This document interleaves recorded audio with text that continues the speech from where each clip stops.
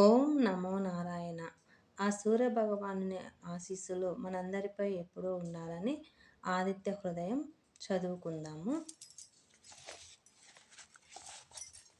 తతో యుద్ధ పరిశ్రాంతం సమరే చింతయా స్థితం రావణం చాగ్రతో దృష్ట్యా యుద్ధాయ సముపస్థితం దైవతైశ్చ సమాగమ్య ద్రష్టుమభ్యాగతోరణం ఉపగమ్య భవిద్రామా మగస్త్యో భగవాన్ ఋషిః. అగస్త్య ఉవాచ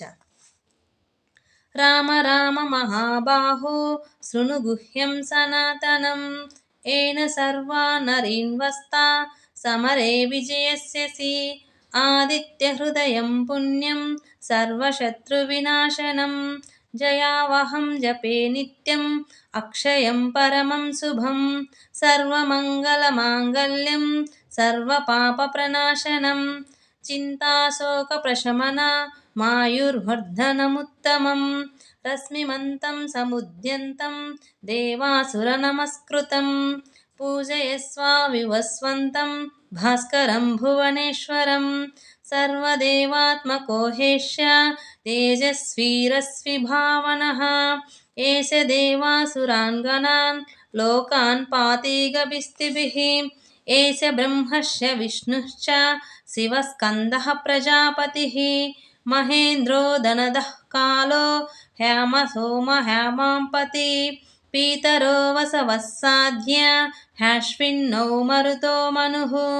వాయుర్వహ్నిః ప్రజాప్రాణ ఋతుకర్తా ప్రభాకరः ఆదిత్య సవితా సూర్యః ఖగః పూషా గవిస్తిమాన్ సువర్ణసదృశో భానుః స్వర్ణరేతా దివాకరः హరిద్వస సహస్రాక్షి సప్త సప్తిరిమచీరిమాన్ తిమిరోన్మదశంభో స్వష్టమార్తాండ అంశుమాన్ హిరణ్యగర్భ శిశిరస్తపనో భాస్కరో రవిః అగ్నిగర్భోదితే పుత్ర శంఖశిశిరనాశనః వ్యోమనాదస్తమో భేది ఋగ్యజుస్సామపారగः ఘనవృష్టిరపాం మిత్రో వింధ్యవీధిప్లవంగమః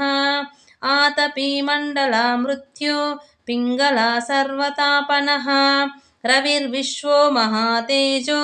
రక్తసర్వోద్భవోద్భవः నక్షత్రగ్రహతారణ మదిపో విశ్వభావనః తేజసామపి తేజస్వి ద్వాదశాత్మాన్నమోऽस्तुते నమః పూర్వాయ గిరియే పశ్చిమాయాదాద్రే నమః జ్యోతిర్గణాం పతయే దీనాదపతయే నమః జయాయ జయభద్రాయ హర్యస్వాయ నమో నమః నమో నమః సహస్రాంశో ఆదిత్యాయ నమో నమః నమ ఉగ్రాయ వీరాయ సారంగాయ నమో నమః నమః పద్మప్రబోధాయ మార్తాండాయ నమో నమః బ్రహ్మశానచ్యుతేశాయ సూర్యాయాదిత్యవర్షసే భాస్వతే సర్వభక్షాయ రౌద్రాయ వపుసే నమః తమోఘ్నాయ హిమఘ్నాయ శత్రుఘ్నాయ మితాత్మనే కృతజ్ఞఘ్నాయ దేవాయ జ్యోతిషాంపతయే నమః తప్తచామీకరాభాయ వహ్నయే విశ్వకర్మణే నమస్తమో విఘ్నాయ రవయే లోకసాక్షిణే నాశయాతే సవైభూతం తదైవ సృజతి ప్రభుః పాయతేష తపత్యేష వర్షత్యేష గభిస్తిభిః ఏష సుప్తేషు జాగర్తి భూతేషు పరినిష్టతః ఏష చైవాగ్నిహోత్రం చ ఫలం చైవాగ్నిహోత్రిణాం వేదాచ్చ క్రతవైశ్చవ్య క్రతూనాం ఫలమేవ చ యాని కృత్యాని లోకేషు సర్వయేషు రవిః ప్రభుః ఏనమాపస్తు కృచ్ఛ్రేషు కాంతారేషు భయేషు చ కీర్తయన్ పురుషః కచ్చి నావసదతి రాఘవ పూజయాస్వైనమేకాగ్రో దేవదేవం జగత్పతితం ఏతత్రిగుణితం జప్త్యా యుద్ధేషు విజయస్యసి అస్మిన్ క్షణే మహాబాహో రావణం త్వదవతిష్యసి ఏవముక్తా తదాగస్త్యో జగామ చ యథాగతం ఏత్ర శ్రుత్వా మహాతేజా नष्टशोको भवत्तदा धारयामास सुप्रीतो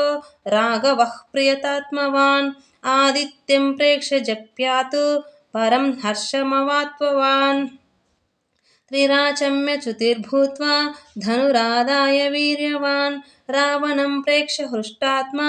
युद्धायासमुपागमत् सर्वयज्ञमहतवधे तस्य धृतोऽभवत् अथ रविवरदनिर्नीक्ष्य रामं मुदितमनः परमं प्रहृष्यमाणः निचिचरपतिसंशयं विद्वातसुरगणमध्यगतो वचस्त्वरेति आदित्यहृदयं सम्पूर्णम्।